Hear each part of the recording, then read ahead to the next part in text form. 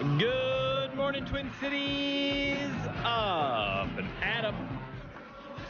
I'm Jack Tomzak. That's Andrew Lee. Howdy. Good morning. Good morning, howdy. Secure the dinghy.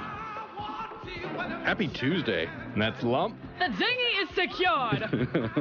Hashtag secure the dinghy. It's a serious show today. There's no time for tomfoolery, no time for shenanigans.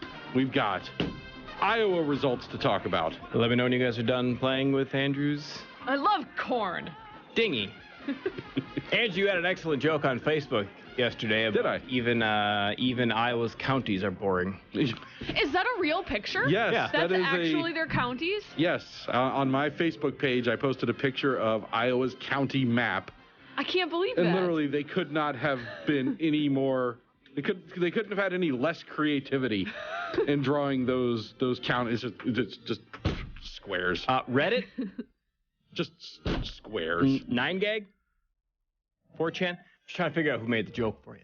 Oh no, I saw that on Politico. It's the creativity. I was born looking at the Politico slowly. results map, as the live coverage was starting, and they had the results tallying up, and I scrolled down, and they did the county by county map, and you could click on each county to see how it went, and really, that's so Iowa's. funny. I would bet you it is done that way because so much of Iowa, and I'm totally pulling this from my rear end, it's farmland and cut into acres and whatever 640 acres that piece of land size is. What is that called? You're a county. Acre, here are the two. Anywho, yeah, boring, Iowa. Yeah. But that's all Everything we're talking about today, so Iowa, Everything Iowa, about Iowa. Iowa is boring. Yeah. Yeah. Yeah. Good thing. Good for Dylan. Oh, is Dylan might be there the now. most exciting thing in Iowa. He might call in today. He said he was going to. Our Iowa correspondent. Yes, our live correspondent from Iowa, who might not realize caucuses happened last night. He had a very good joke on Twitter saying that he would not vote for Ted Cruz because Ted Cruz promised change. And didn't he know that the first day was syllabus day? That was funny. And I told Dylan as such. So Sizzle might call in today. Who knows? He didn't care enough about the show when he was here. He's probably not going to care much when he's working elsewhere. Probably At 7 o'clock, we'll talk with Don Allen. He's a Trump supporter. Find out what the Trump folks are thinking, how they're feeling. 7:15, Jeff Johnson, former Republican gubernatorial candidate, also with the Rubio campaign, calling in.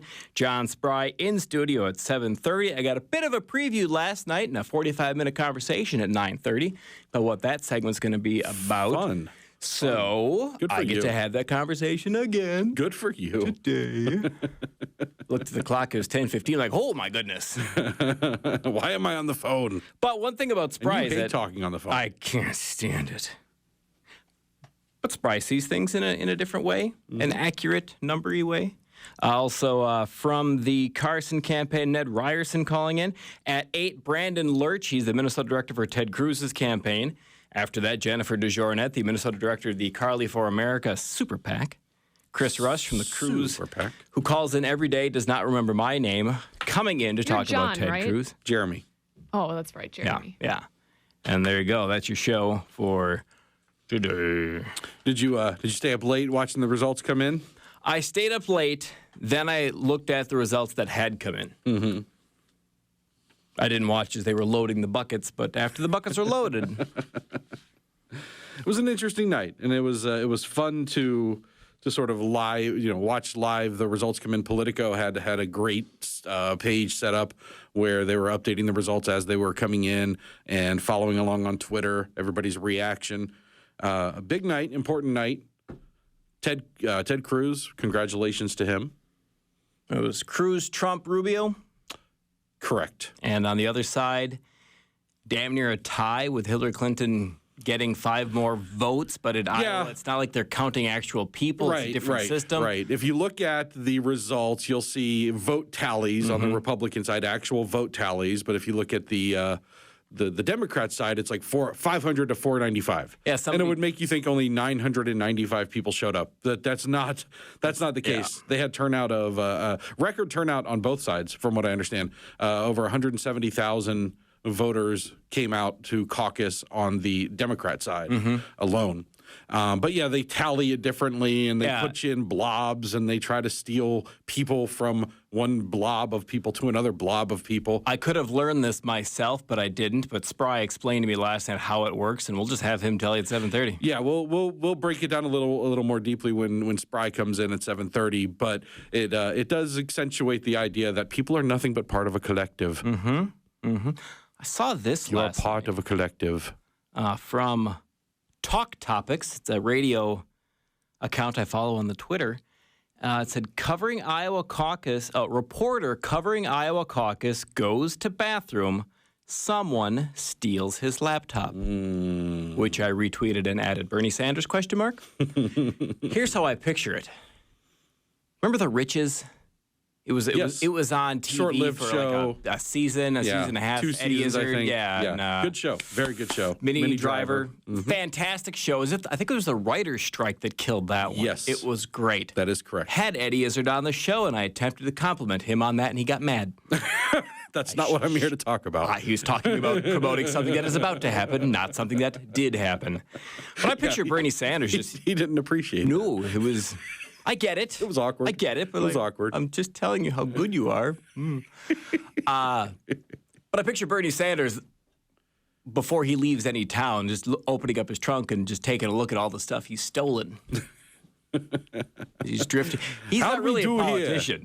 He's just trying to get close to people and take their things. What's our take? Yeah. He's a traveling thief. Pretty much, yes. Yeah. In his As are his supporters. in his speech last night after the results were, well, I mean, I don't even know if you can say the Democratic side results are official yet. Okay. They've come out with a delegate count, and Clinton has, I believe, one more delegate than Sanders at this point. But there's some. I'm seeing some reports this morning about some precincts that aren't fully reported yet, or that there are questions about the results.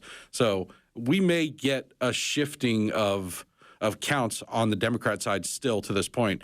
I believe it was the last time around. It was like 2 weeks later when they did a recount and they found out that Santorum had actually beat Romney in Iowa. But by that point, it was too late because everybody had moved on and nobody cared about Iowa anymore. Does it matter? Did you get watching any of the coverage last night? And again, I worked on one presidential campaign very briefly in 2004. I've got no experience in Iowa.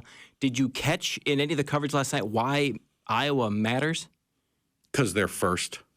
Okay. But didn't Rick Santorum won? Huckabee won one. Neither of those guys were the general election candidates. Bill Clinton, in his first time around, came in like, let me see, I posted it earlier this morning. Let me pull it up so I get it right.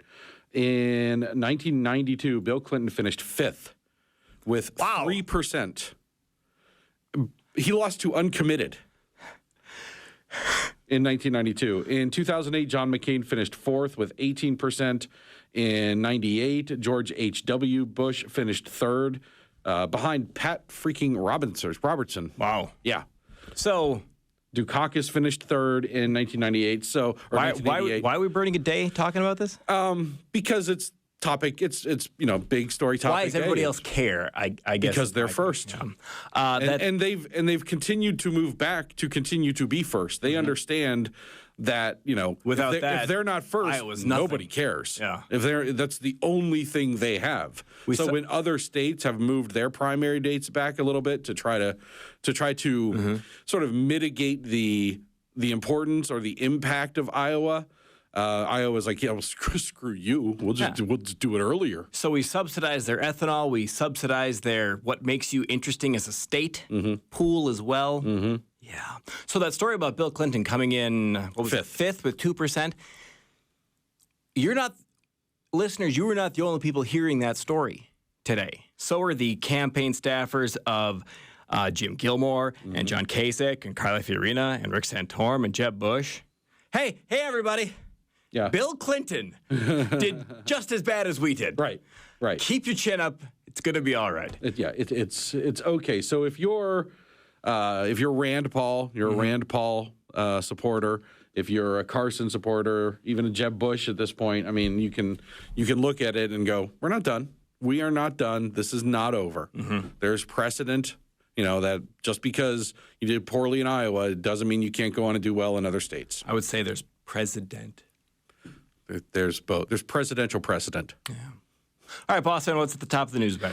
We're going to save the Iowa results till later in the show. Forget everything you just heard. I've got a MNsure update. I've got a fundraising update out of CD2. Mark Dayton has been released from the hospital. All that and more when we come back. Yeah. 651-989-5855.